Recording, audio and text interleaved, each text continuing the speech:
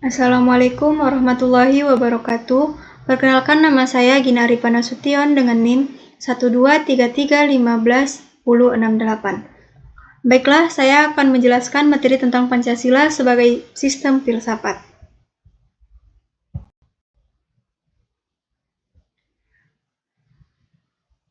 Materi yang pertama adalah pengertian dan pentingnya Pancasila sistem filsafat.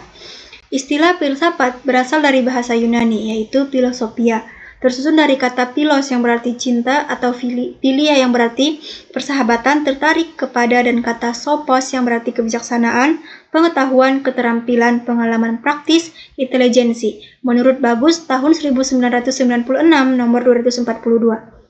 Tujuan filsafat adalah mencari hakikat dari suatu objek atau gejala secara mendalam. 1. Filsafat sebagai proses dan hasil. Filsafat merupakan kreasi akal manusia sebagai jawaban atas persoalan-persoalan atau rahasia-rahasia alam semesta.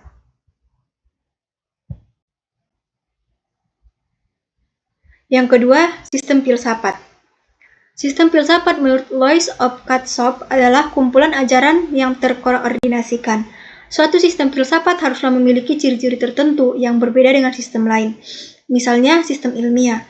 Dalam pengertian sebagai pengetahuan yang menembus dasar-dasar terakhir dari segala sesuatu, filsafat memiliki 4 cabang keilmuan yang utama, menurut dalam Dikti 2013, yaitu yang pertama metafisika.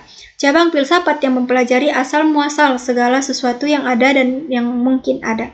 Yang kedua, epistemologi, yaitu cabang filsafat yang mempelajari seluk-beluk pengetahuan. Yang ketiga, aksiologi, yaitu cabang persiapan yang menelusuri hakikat nilai-nilai. Yang keempat, logika, yaitu cabang filsafat yang memuat aturan-aturan berpikir.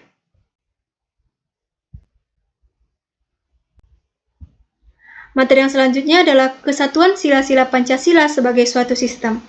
Pancasila sebagai suatu sistem filsafat merupakan hasil perenungan yang mendalam dari para tokoh kenegaraan Indonesia. Hasil perenungan itu semula dimaksudkan untuk merumuskan asas negara yang merdeka. Selain itu, hasil perenungan tersebut merupakan suatu sistem filsafat karena telah memenuhi ciri-ciri berpikir kefilsafatan.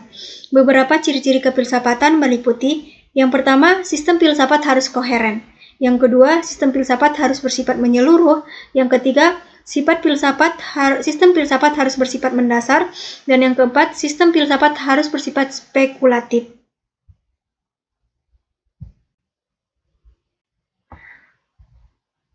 Baiklah, yang pertama itu adalah sistem filsafat Pancasila sebagai genetivus objectivitus dan genetivus subjectivitus.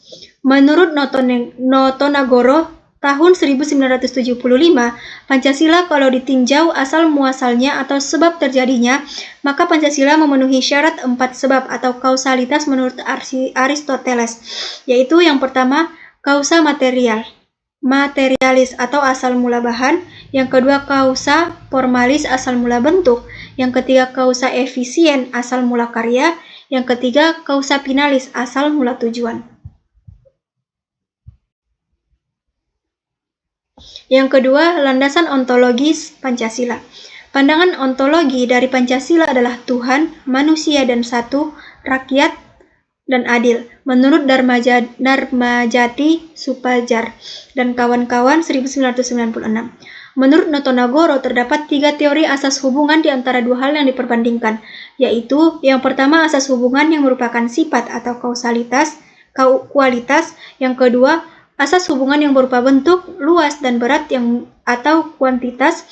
Yang ketiga adalah asas hubungan yang berupa sebab dan akibat atau kausalitas. Menurut Notonagoro tahun 1975 nomor 53. Yang ketiga itu adalah landasan epistemologi Pancasila. Epistemologi adalah cabang filsafat yang menyelidiki sejarah kritis, hakikat, landasan, batasan-batasan, dan patokan kesohihan pengetahuan. Yang keempat adalah landasan aksiologis Pancasila.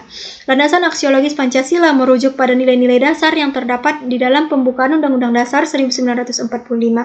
Ditekan Ditekan nilai dasar itu harus menjadi menghayati nilai instrumental yang terdapat di dalam peraturan perundang-undangan berupa Undang-Undang Dasar 1945, Ketetapan MPR, Undang-Undang, Peraturan Pemerintah, Pengganti Undang-Undang, Peraturan Pemerintah, Keputusan Presiden, Peraturan Daerah titik.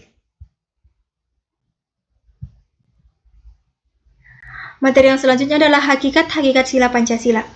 Terkait dengan hakikat sila-sila Pancasila, pengertian kata hakikat dapat dipahami dalam 3 kategori, yaitu yang pertama hakikat abstrak yang disebut juga sebagai hakikat jenis atau hakikat hukum yang mengandung unsur-unsur yang sama, tetapi tidak berubah. Yang kedua, hakikat pribadi sebagai hakikat yang memiliki sifat khusus, artinya terikat kepada barang sesuatu. Yang ketiga, hakikat konkret yang bersifat nyata, sebagaimana dalam kenyataannya, hakikat konkret Pancasila terletak pada fungsi Pancasila sebagai dasar